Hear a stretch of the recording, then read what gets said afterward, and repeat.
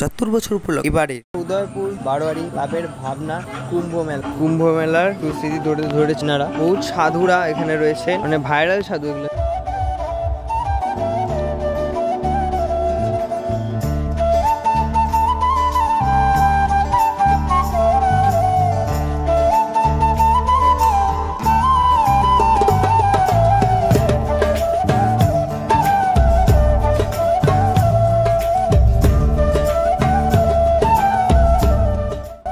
এই গঙ্গা আরতি ঘাটে এনারা দেখিয়েছে সাধুরা এখানে স্নান করছে।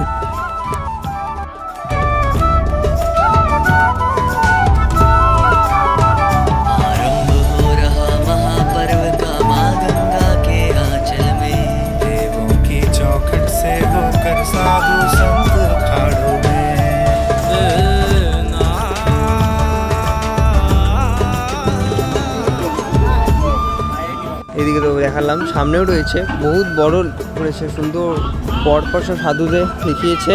এখানে আরেকটি সাধু, এই সাইডে যে কুম্ভ মেলার ঘাট সেটি দেখিয়েছে এখানে। মানে ভাবনাটা কিন্তু অসাধারণ, মানুষগুলো যে মানে বানিয়েছে, হাতের কাজ ভাষায় প্রকাশ করা যাবে না, এত সুন্দর কাজ। যদি কেউ না দেখছে রায়গঞ্জবাসীদের মধ্যে, তাহলে আপনাদের রায়গঞ্জে কোনো কিছু দেখা হবে না।